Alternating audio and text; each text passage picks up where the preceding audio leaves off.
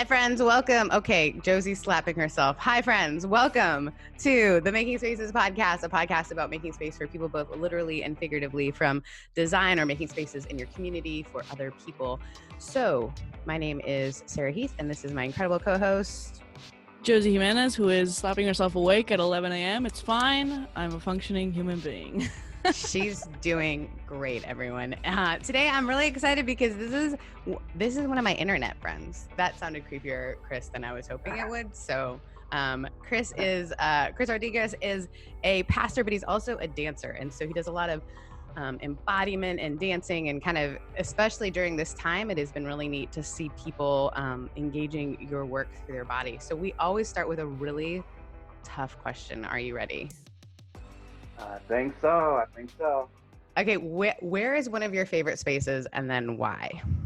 Okay, so I thought about this, and I have an indoor space and an outdoor space.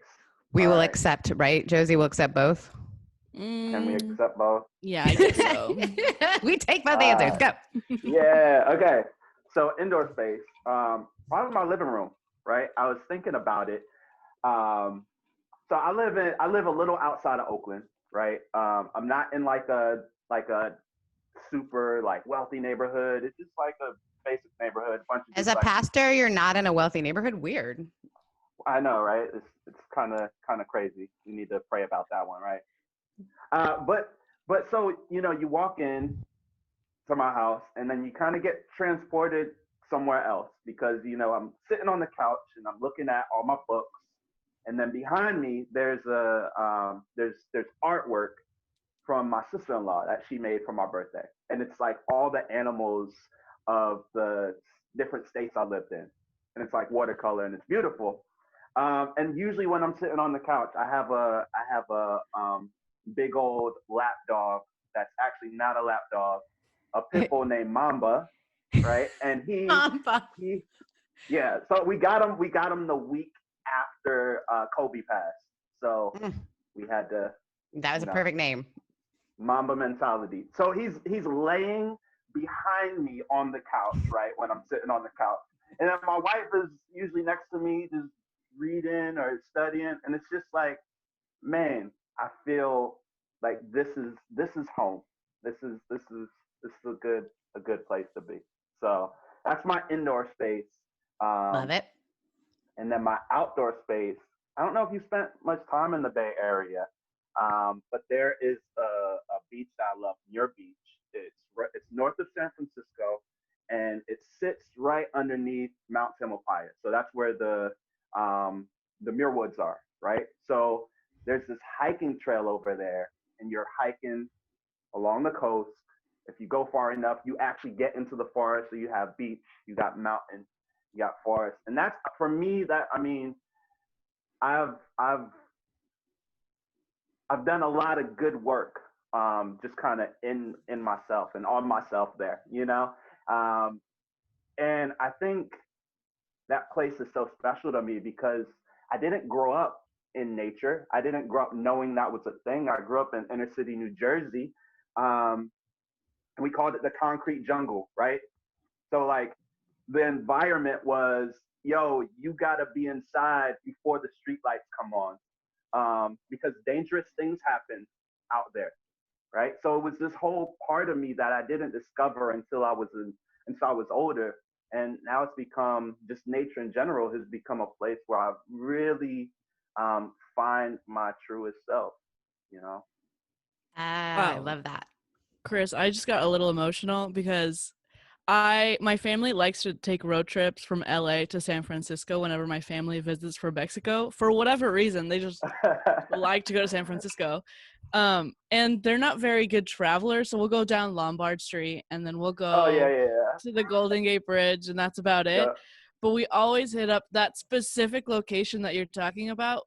We always go there, to that beach, that hiking trail, Muir Woods, all that little area is so ingrained in my family history. I don't know, it's just interesting. We need to pause for a moment and recognize that Josie is admitting to hiking. I own hiking boots. I like to hike. She is convinced that her husband is trying to take her out into the woods to kill her. So My partner is a tall white man. I'm a average height Mexican woman, and he likes to go climb mountains, climb Mount Whitney, backpack through the wilderness because he's a white dude who's never had to fear anything in his fucking life. And I'm over here like, I'll go on a little hike. I'm also kind of lazy, so I'll go on a little hike, not too much elevation. I've got the boots, but I'm not going to go traverse the wilderness for a week where people could murder me or animals could murder me. I love that. And I appreciate that so much, because if you know, just like, it's just like this unspoken thing.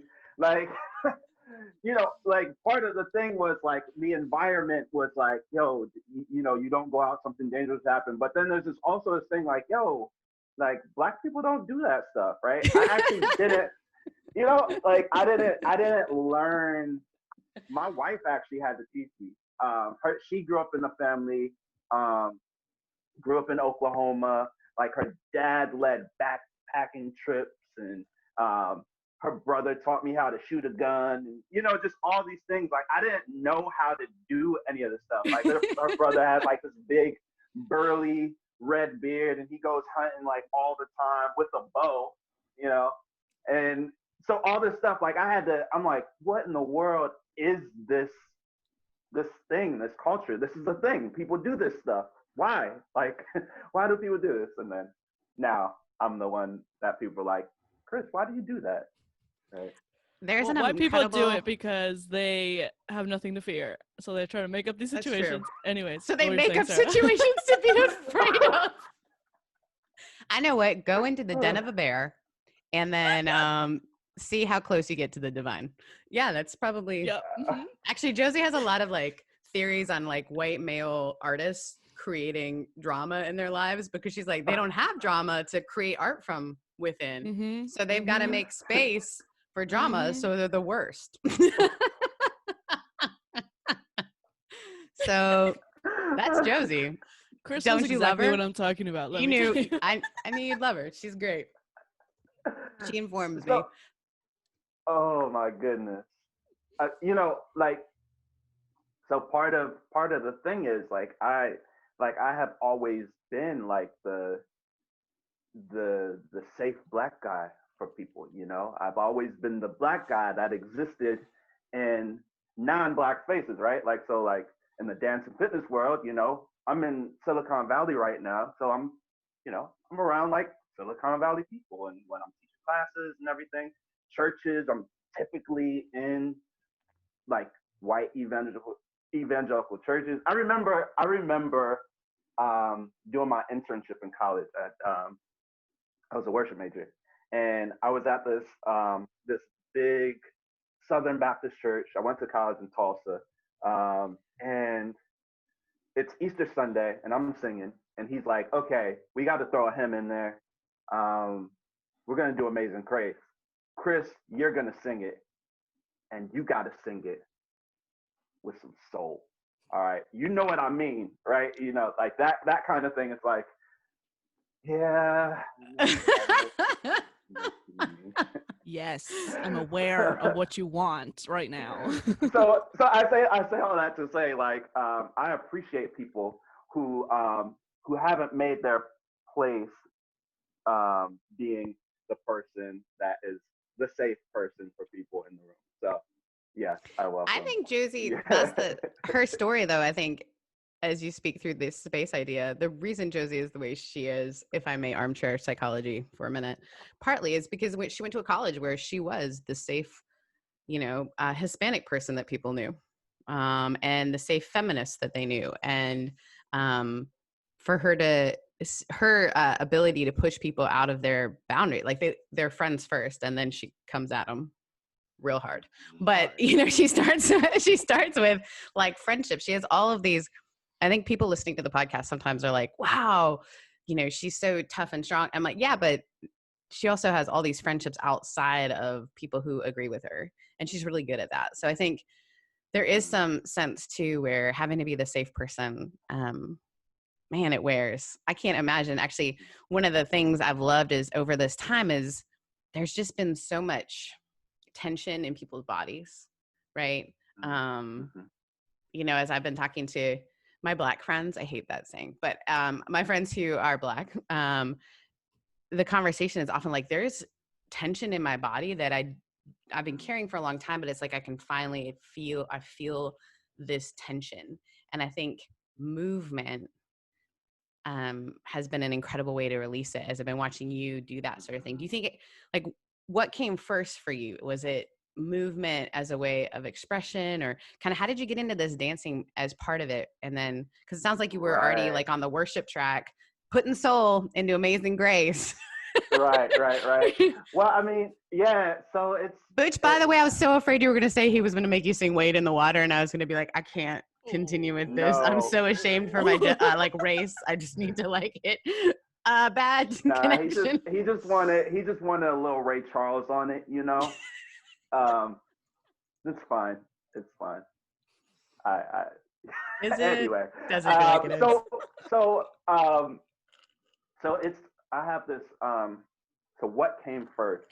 So when we talk about like this kind of movement itself, I think of language, right? We are all learning a language.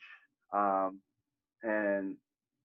Father Roy talks a lot about, we learn, most of us learn our survival dance, but don't learn our sacred dance, right? So the first language that I love it. When I heard it, I'm like, this is, you're onto something, man. But like, for me, some of the first language I learned was aggression, right? I had to learn, like, look, don't look them in their eyes. Somebody looks you in your eyes, you gotta make sure that you're gonna act tough, because that's the dance right now. You gotta survive. You gotta eat or be eaten, that kind of thing. While all this is happening and I'm trying to be tough, like my mom still, she's like on every board at church, and she's like a preaching evangelist, and she's doing things like, so I'm getting dragged to church. Like I was at church like every day of the week, because we had to go to church. And what was happening is I started falling in love with just music in general, specifically like that mid '90s hip hop, R&B, New York, so like Biggie and Busta Rhymes and Lauryn Hill and Nas, yes. like all that stuff. Like that's what I fell in love with words first and storytelling, right? So I started just writing. I started singing, and I started writing songs, and I started writing poetry. And then I tried dance one day. I just tried, like I was watching Genuine music video, and he I just saw him 2 years ago, guys. The man is like 55 and still can pony like that slide foot. Do you know the slide foot I'm talking about? He puts that out on the stage, just the foot, and people lost their minds. And then he slid his foot in, and we were like, we know who that is. That is Genuine's toe. We know it is Genuine's toe. I love it. Yeah. Okay. So great. I'm glad that landed somewhere, right? Because man, you don't know who Genuine is. Fix yourself. I can't fix you. Fix yourself.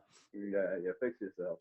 Pray about it. But I just tried it, and we didn't have dance studios or anything like that. So I just watched music videos. We'd record over VHSs of like Michael Jackson performances and Usher performances and Genuine performances. Like it would be like my mom's evangelist preacher VHS tapes, and me and my cousin, we'd record over them, and we'd like watch a Michael Jackson Smooth Criminal performance, and and then we'd learn it, and that's how that was how we learned how to move. The thing is, like, as a kid, you don't put too much thought into that. It's like I was learning a different language. I was learning this language of movement, but I didn't know that. I just was enjoying it. So the more I enjoyed it, the more I put more time, more work into it. Still music, still dance, all that stuff. At somewhere in there, like the church thing stuck. Me and my cousin were able to like perform at youth group. We always had to go, and we were like, great, we got the cute girls there and everything. But then they started letting us dance there and do performances and different things like that. And a different layer was added. Like I learned this language of movement and a different way of coping, and I didn't need to be aggressive anymore as a way to cope. But also I had these people that were mentoring me. So I was learning this thing of, there were elders that give you permission to be yourself, right? And it wasn't till I got older, honestly, a few years ago, before I started connecting the dots, and like, whoa, like I learned a language that has helped me get from Irvington, New Jersey to where I am today, right? Therapy was a part of it, right? Like, yeah, we believe in God and therapists, but I had this moment. So I was one of the things that I do out here is I teach dance and fitness classes at companies. So that's what dancers and fitness instructors do in the Bay Area, because it's Silicon Valley. Those are the people that hire you. And I had a contract at Stanford for employees. So you can tell people you went to Stanford. I mean, you went there. Yeah, so yeah. I went to no, Stanford. I can tell them I'm a teacher at Stanford. Yeah, you are. And they say, oh, you teach? What do you teach? Don't worry about that. Are you a professor? Yes. Embodiment. I teach embodiment. Yes. Yeah, exactly. So yeah, I name drop that as much as I need to. But I had this moment. So like I'm doing this dance class, and so many different types of staff came through. Like there was one year I had like some doctors who were in the class. There was one year I had one of the grad business deans like in the class. And then one day I like meet some of her colleagues, and they're like, "Oh, you're the reason why she always comes back in a good mood." And I'm like, "What the?" Right? Like, so I'm having these moments, but I had one moment in particular with the student, and she came to Stanford as a fellow at the design school, and she had done years. Her name's Yasmin. She's just one of my good friends now, and she spent most of her career in global health, AIDS work in Sudan.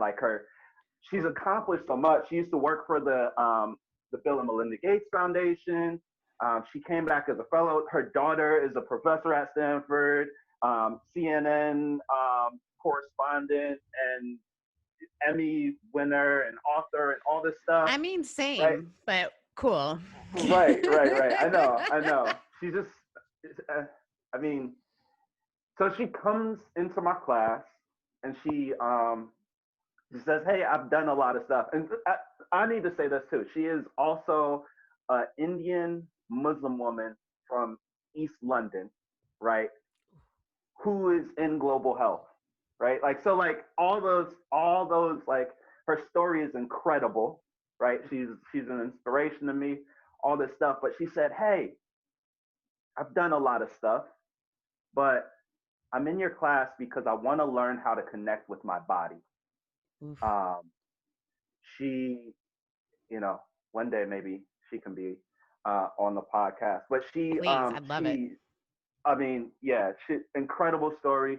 She left the life of where she was abused, arranged marriage. She took her daughter and said, "Hey, I want my daughter to have a voice," when she was 6, and they just went out, and she paved the way for her daughter, right?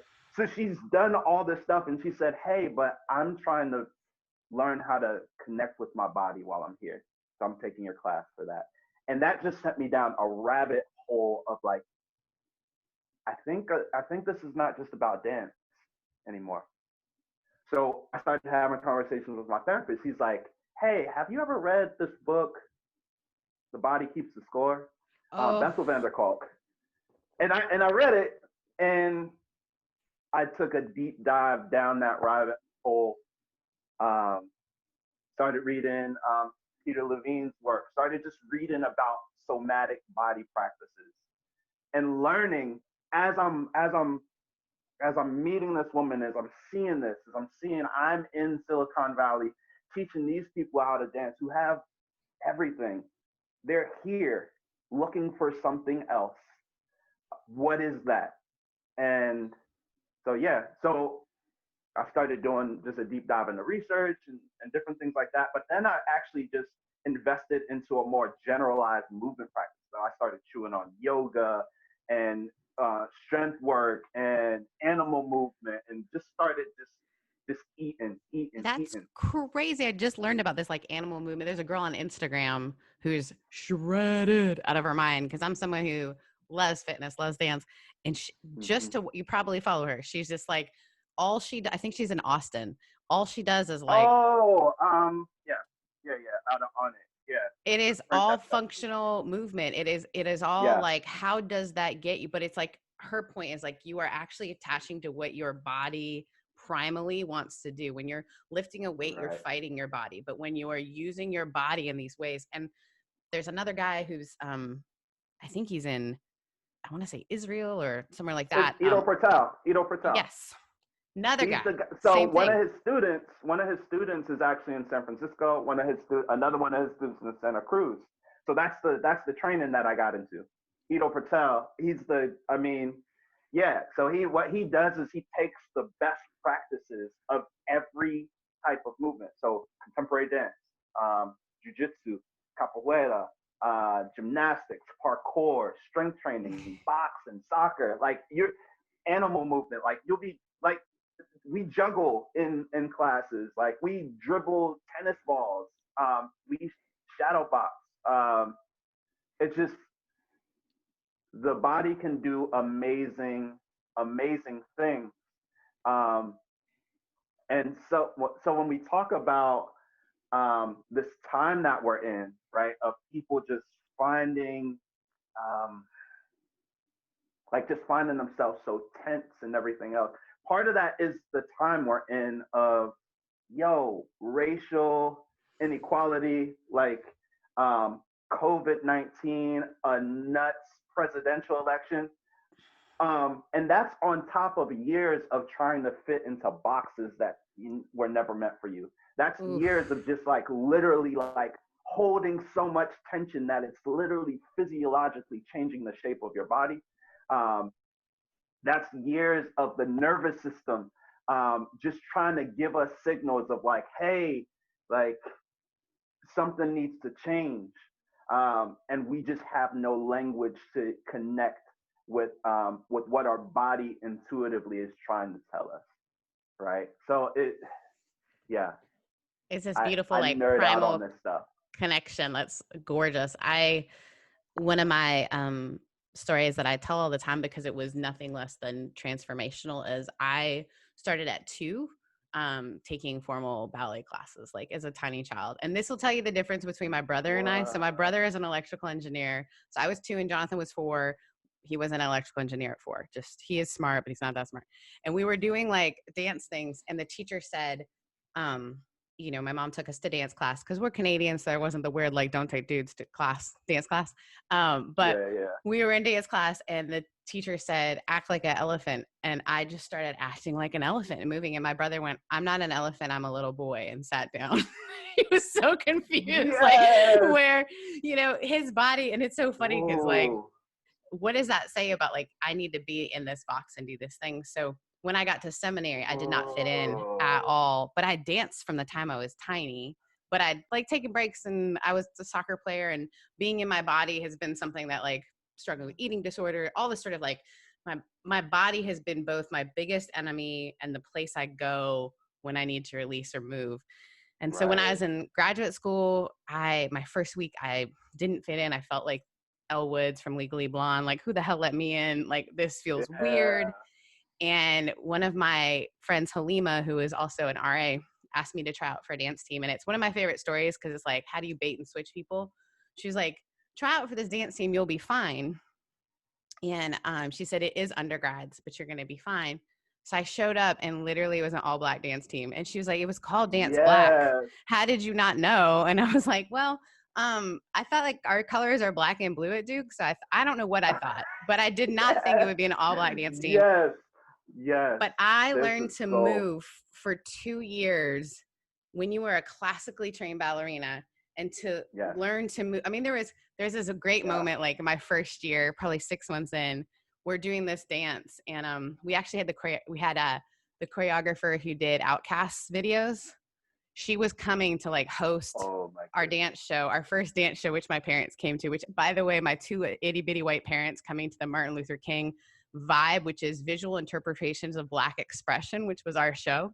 First time I've ever been dancing in a sold out dance show. It was great.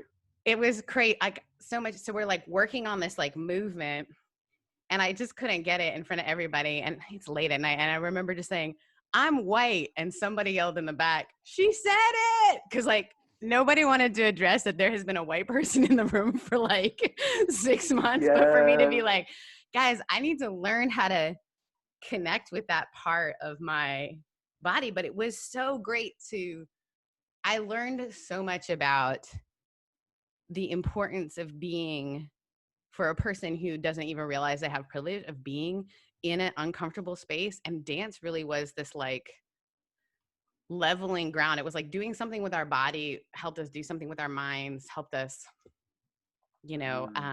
create this bond, helped us work through something, helped me work through the stress of grad school, help. Yeah. And I think about those years are some of my favorite years, some of my most I mean, I can't imagine this woman in your class, like you have to let go of embarrassment. You have to learn a language that you're not good at, right? What's the most embarrassing thing about language? Is you don't know how to do it. Oh man, gosh. So when you tell me that story, I feel like that is like one of the truest stories of this idea of belonging to the place you're in, right? Like I feel like everything is pushing us to everything's pushing us to this place of fit, do what it takes to fit. And we've gotten to this point where it's like we're fighting to like people are fighting to say like, hey, do I matter? Like, right? Like, do Black Lives Matter? And then the response is like, well, what about every other life? Like, do all lives matter? And then what about like blue lives? Like, do we matter? And it's this thing like culturally, like we've been going to like fit, and like nobody belongs. So you go to a space, you go to this group where you don't necessarily fit, but you absolutely belong there, right? Yeah, and I love exploring that. Like, how can we create spaces where people actually don't just fit, aren't just the same, aren't just like engaging in group fit, but belong. Because there's respect and curiosity and peace and those different parts. So yeah, I love that story. Movement, I'm telling you, like being bad when you have been a trained dancer. I mean, I used to go to the National Ballet School of Canada and take tests. Can you imagine taking tests with all French teachers, all in French? Bun had to be perfect. All that. And then now I'm like learning to do like body rolls, like rolling on the ground, which I'm like, Canadian and What? British. We don't roll on the ground publicly. That's weird, but it was Yeah. beautiful. And being terrible at it and being like, my bot, like, why is my leg over here? And everybody else's leg is over here. And just going, oh, like, and yet they would say, let's do it again. So I try to do it again, and I'm so glad that we didn't have as many ways of, like, I'm glad my parents couldn't put that on their cell phones at the time, because I don't want to see Yeah. me trying to do that, Oh my gosh, talking to you Oh, guys about embodiment is so interesting because I am not a dancer in any way, shape, or form. My parents had us or raised us in a Assemblies of God Pentecostal church, and dancing yeah. is not allowed unless you're jumping through the aisles. Like there's no dancing and whatever. Although I did take a hip hop class at church, but it was very stiff. Like it was, looking back, it was not hip hop, but whatever. Um, I need the video footage of that. there I probably need to see your is face. somewhere. I know it was Oh, this it was is good. insane. But I have a different experience with embodiment in the sense that, like, I've gone through therapy for most of my life. I started at age 8 years old going to therapy and trying to wrestle through things. And as I grew older, the more my body rejected itself. Like I went to the physical therapist at one point in college because my back was hurting to like this incredible extent, and I wasn't inactive. I mean, I walked around and I wasn't just stationary like a lot of people. Um, and I went in there and they're like feeling me up like physical therapists do, and they're like, well, first of all, your spine is not, it's too straight. Like you don't have a curve in your spine like normal people do. So like it's pushed inward, and your rib cage is like propped open because your muscles are pulling on it so much from like this tension. And all of this is causing like your pain. And that was like the start of this journey of me having to pay attention to my body and what I'm doing and how my tension is playing out. Or even like my traps up here are hard as a rock most of the time because they're just so full of tension. And luckily I have a partner now who watches YouTube videos on how to massage these things in the best possible Yeah. way. But then books like The Body Keeps the Score come out, and they talk about trauma and how it all aligns on your body. And I had a pretty traumatic childhood that obviously didn't get worked out in therapy. But like, and I understand like when you say that the first thing you learned is aggression, because the first thing I learned was anger, which is like a part of aggression. And so all that anger has always been built up all over my body, and trying to repress it and trying to, not have these huge temper tantrums that I used to have. And oh shoot, sorry. And that this whole embodiment thing, you guys talk about dance and you talk about movement. And for me, it's about just paying attention to like the points in my body where it's all stored and how I can like Right. mindfully try to release all of these little pressure points, like these, it's like a little instant Yeah. pot cooker in my body that has to just like slowly, the steam needs to come out. Oh no, I love that. I love that. One thing that I find myself asking people a lot is because my one of my other things I do is I'm a life coach. So when I have my one-on-ones with my clients, um, where just somebody's telling me about something distressing, I ask where do you feel that? Like, where's it? I have just someone I care about. She, one of her kids, I think it's been 2 years now or a year now, attempted suicide, and thankfully he realized, like, as soon as he you know did it, he's like, I don't want to do this, and he went and got help. And I asked her, I'm like, where do you feel that? And she said I just feel my heart sink into my stomach. I had another person, I asked that, she was just kind of in this time and like wanting to do meaningful work, feeling like she's working at a corporate job, but there's all this stuff happening in the world with, with racial, uh, racial tension and trauma and all this stuff. And I'm like, where do you feel? She's like, man, I've been balling my fist so much that my wrists just aren't like so much pain. Like I clench my jaw so much, it's like my jaw hurts and my neck hurts. And I think so.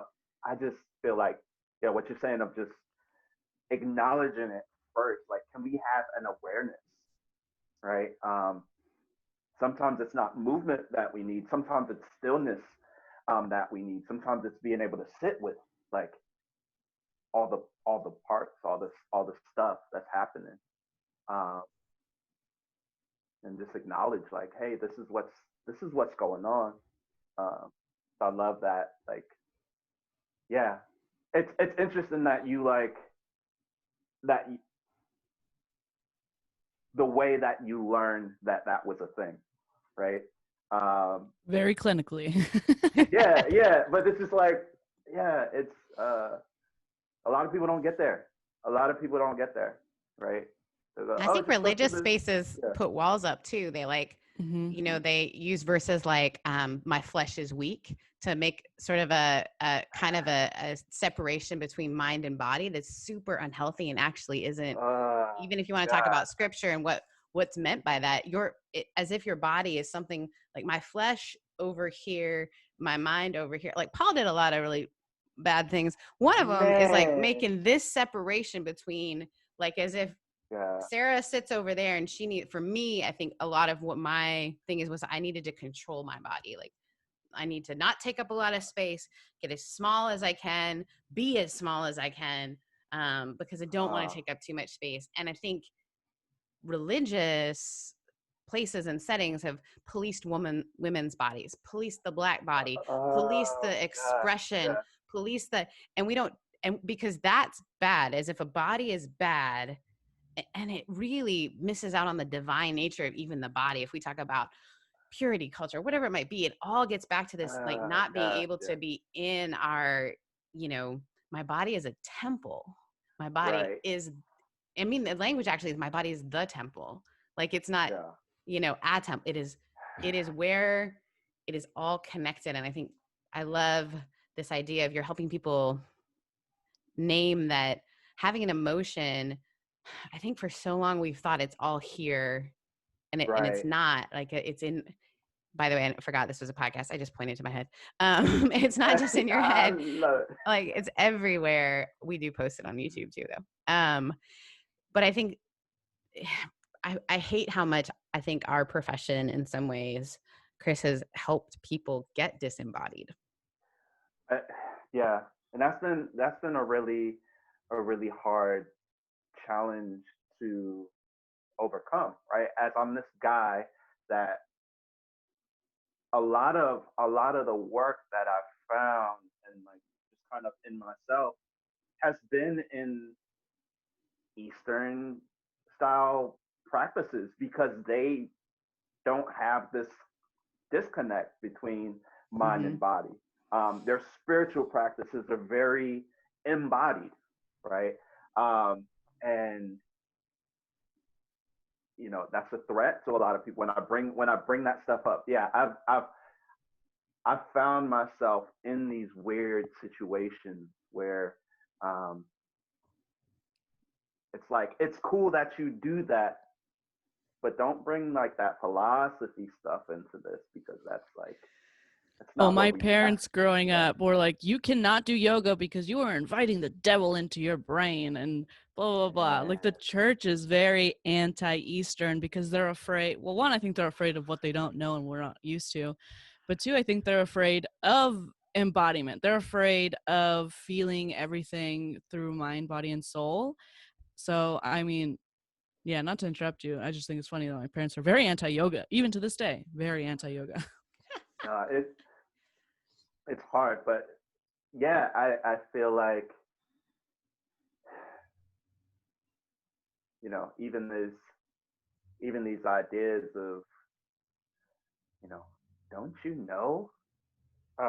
Like, who am I that you have made me lower than yourself and crowned me with glory and honor? Like, made me in your image and your likeness. Like, the body is the temple. This image of God in body form, and we have this very, like, whether, I mean, us as evangelicals, we don't have as high a view of the Eucharist, right? We We do it do. once a month. Oh, okay, yeah. But we still only do it once a Good month, but that's job. about time. You're welcome. Right. How bad is that? Right. I love it. But I have a very high view of the body, right? There's something, like, this whole thing is cruxed upon this dude that brutally was, like, murdered and broken, and we do this thing where we reflect, remember the broken body of this guy, and then we're like, hey, but don't move your body. Don't do anything with your body. Like, Jesus did stuff with his body, but you don't do anything with yours, right? So I just, how do we have that disconnect? You know, our whole tradition is based off of the broken body of this guy, and even when he comes back, he has, like, these scars and these wounds. Like, he doesn't come back with a perfect body. He comes back with a still broken, wounded body. And, like, we just miss that whole piece of it, you know? So, yeah. I wish there was a way to connect it in worship without it being performative. One of the things that we've got a great person in our community who grew up in a similar setting to Josie, but it was almost the opposite. So Pentecostal with flags and things like that. Yeah. Oh, we had those. I didn't know you've never talked about the flags. Yeah, man. That's like a given. No. But isn't that another way of, like, like, this is what it has to look like, this is what it is? Or, you know, I remember I got to a church that had a liturgical dance team, which, even as a person who grew up dancing, makes me really uncomfortable, because it's like contemporary dance, but it's like muted contemporary dance, and I'm not judging people's, like, choreography at all. It just makes me giggle because I feel uncomfortable. Well, like, I have to leave the room. Well, that's how I feel when I hear, like, the worship songs that they, like, just put, like, a Justin Bieber little thing on it. Or back when Mumford was the thing, or Coldplay was the thing. I mean, I love it, but, like, I love when Mumford's, you know. Right. I like it when Coldplay's, you know. I like it when Bieber's. So I feel like I feel like we do these replicas of, again, like, these replicas of, like, you know, in college, I went to obviously a Christian university, and they had Christian Pilates. You know, they had to, like, throw some Christian on it, like, sprinkle that sauce, because you got to sell it. You got Christian Pilates. It was taught by Karen. Karen definitely teaches Christian Pilates. Yeah. I can imagine her. She's policing her body. We are pumping our arms. We are wearing leggings, and giant t-shirts. But I got to tell you, those leggings are not see-through. Double leggings. They're LuLaRoe, because everyone's selling them at that point. With the tennis skirt, you know, right? Yeah, but yeah, it's like this thing of, like, hey, do this thing, because this is important to have this expression, but don't do it too much. It's like, hey, you can have fun, but don't have too much fun. Don't get out of hand with that stuff. You can get that body engaged with just enough, because if you go past that line, then you're in the flesh. It's just like, what and are we we've doing? Been in the flesh the whole time. The whole time. You cannot, like, I can't put my meat suit over here and then I can gauge whatever I'm doing. Like, she's with me everywhere. I love the Hillary McBride's workaround where she refers to her body as she, instead of the body, it's like she. reminding her that her body is her. And it's this beautiful connection. And I'm going to be sitting here thinking about talking about communion in that way. Because Eucharist is always, even when I have gone through deconstruction and doubt and like, I don't even know what I'm preaching for, but Eucharist always means everything to me. Always, every time. Even last month and this week, we'll actually get to do it in person again. We just do communion in person. And it's like weird. It's these like little individual cups with like a wafer. Yes, I've only ever used those on bedside. It has weird like connection for me because I've only ever used it when I'm doing like last communion for folks or whatever. But to do it with our community, didn't it feel so holy, Josie? Like, yes, it was like this spiritual high that has not existed in COVID because I think it was like a very communal experience. Yeah, it was. I was telling my partner, I was like, this feels sacred right now. I'm running around and working, but it feels sacred, like sacred work. It really does. And it's because I think it's connecting us to something that's already part of us, you know? And I love the work that you're doing to sort of challenge people. And it's not like you're like teaching people at Stanford and then being like, oh, and I love Jesus. Like it's the weirdest thing. And yet people are connecting to the spirit in you, but the spirit in you isn't like, it's not this Right.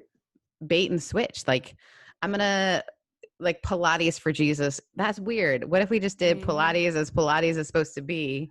Right. Well, it's the idea of like the church and the Great Commission or whatever, and them wanting to go to Africa to help people with their spirituality while completely ignoring their physical needs. Never mind that they need food and shelter and in some areas like a vaccine or whatever. Never mind that all of these countries and all over the world, they need our help financially to sustain their economies. Their physical needs don't matter because all they need is Jesus. Instead of the other way around, saying here's what you need. Now maybe we can talk about just maybe if it's appropriate. Or how do we marry the fact that you like have all the stuff within you to be able to do these things, but because of oppressive systems, you've not been able to do it for your own body. Wow. And that's, I think, the problem when we put our meat suits away and think, oh, I've just got to get to like this disconnect of mind, body, and soul. I love your work, dude. That's all I'm saying. So I've been thinking a lot, and it's nuts. Like it's nuts to be like on the online space, right? Everything online. I'm not doing any class in person. They're all virtual. But on this online space, it's just, and it's like this every time elections come around. It's just horrible and toxic, and I just hate myself after. I'm like, why did I just engage in this? I had one of those yesterday. Space? Yeah, my ribs hurt. Well, yeah. So I just like, so every morning I take the first hour of my morning just writing, and I've been playing around, really writing. I say, like, a lot of people are saying a lot of things. They have a lot of opinions about stuff. They're being dumb. Dumb. And I just want to like give people something of value. I want to build something better. So I'm like, let me start writing down these ideas. And the concept I've been like just kind of playing with is this idea of, society is telling us, rewarding us to live surface, shallow lives in everything we do, in our relationships, in our ideas of success, and in our ideas of ourself, in our ideas of work. But what does it mean to live soulfully? To live a life from the depths of you out, right? I want to hear, like, when I say that, like, living soulfully, I want to know, like, what does that like sound like? What does that feel like for you? I think when I hear that, and even your hand motions from your chest out, is very different than living commercially, which is what can I bring in? It's kind of like this. and it's an abandonment of fear. When we are in a soulful, we talked to my friend who's an artist the other day, and he was talking about how wonder, when you're in a state of wonder, it's because you've given up needing to define the thing. And I think soulful living is the same way, where you're not, I love that. like, you're just walking in, and he said, like, wonder, when you look at a sunrise or sunrise or sunset, you're not like, I know what this is. This is, unless you're like my friend Science Mike, who probably loves the idea of like the refraction of blah, blah, blah. But well, I think, actually, what's happening is, but I think there is this, like, when I hear soulful living, there's this, what hit my mind right away was letting go of fear.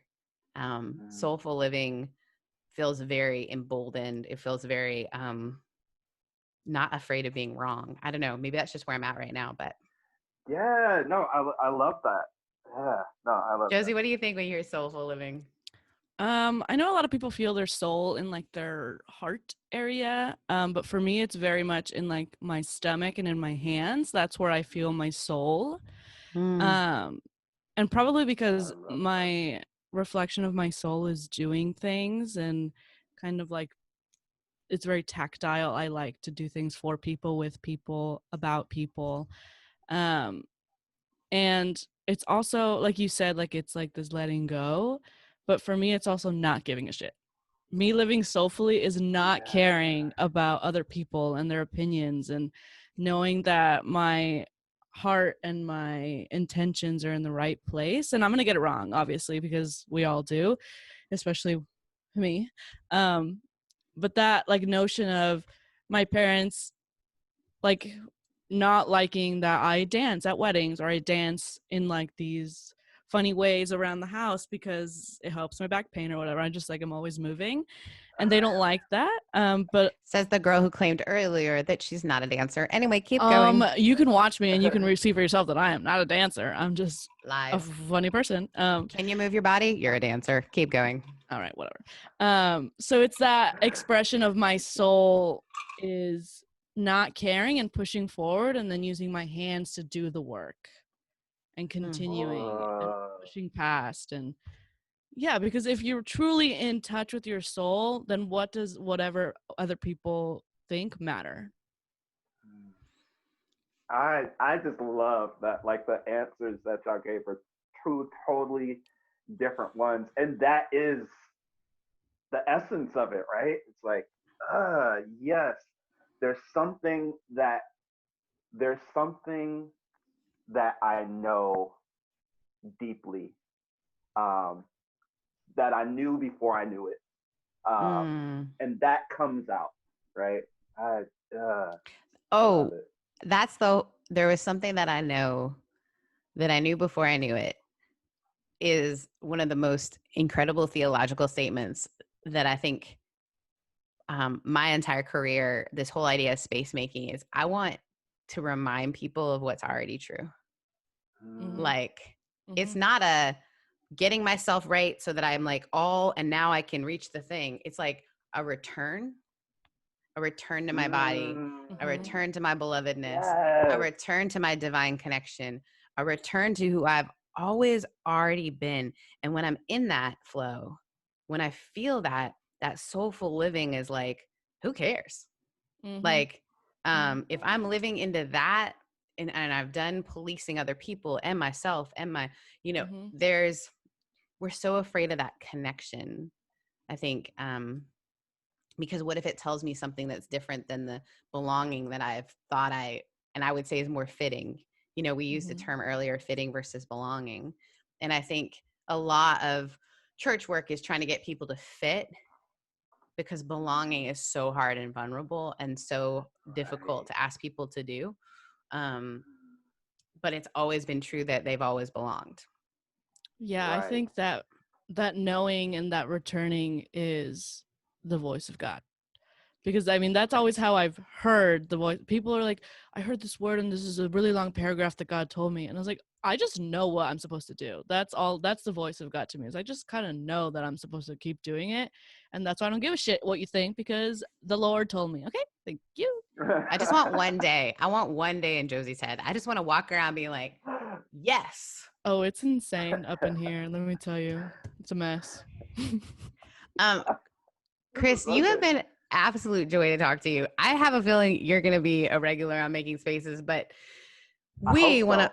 Oh, I'd love it. I want to ask kind of the closing question that we ask, hating that this conversation is ending, but if there's one tangible way that people can make space for themselves or others, as you think about this work of movement or however you want to think about it, what is one thing somebody can do that's easy, doesn't have to be easy, but possible? Man, I've been thinking a lot about this, and I think about the idea of like creating space for others. And I guess what came up for me was, do you remember what it was like when you started something new? When you said a joke in a room that just didn't land and they didn't get it. When you had to fit into somewhere, it's like, hey, like, you know, look this way, be this way, act this way. Do you remember what that looked like for yourself? How can you make a space for other people and remember what that was like for you to not belong somewhere? Like how, like anytime you're thinking about making a space for other people, anytime you see somebody that's coming into your world, whatever area of life you're in, like ask yourself, man, what did it feel like to not fit in and to not belong?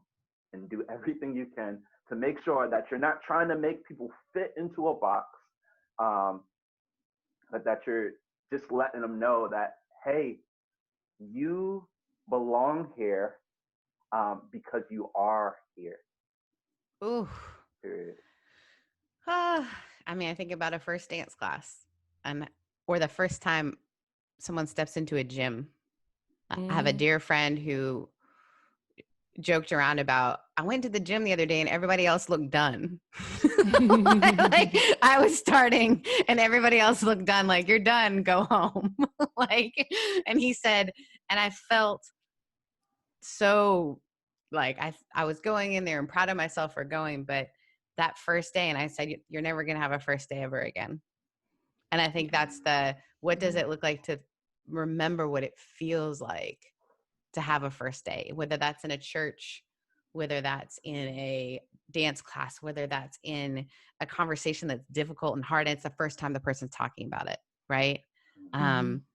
We have to kind of put ourselves in the novice position, right, and say, how can I make this person not feel one level or another, that we're just two beings experiencing this together.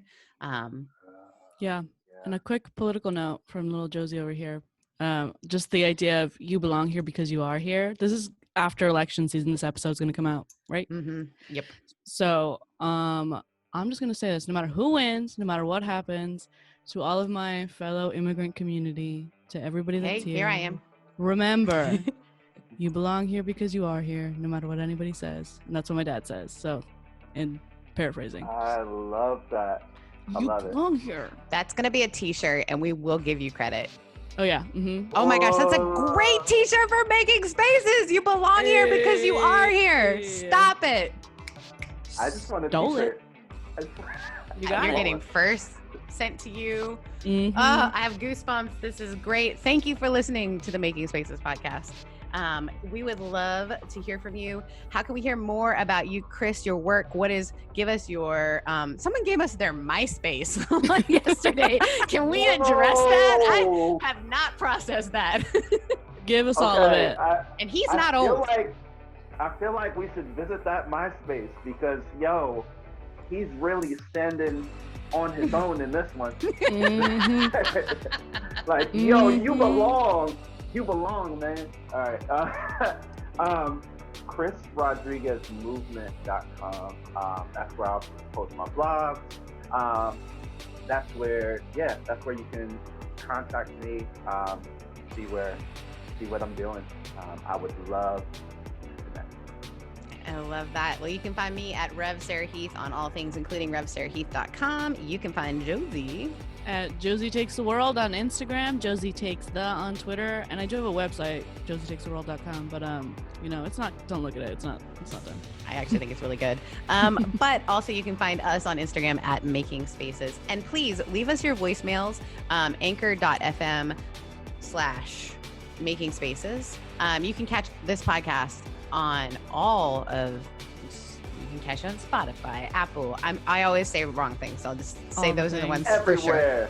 For sure. All the places. Just and think of a place. We're there, except for Stitcher. I don't know if we're on Stitcher. We'll work on it.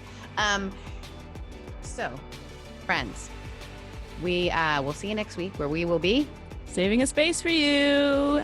Yes. Okay, I am going to pause the recording, but we can all stay on here. And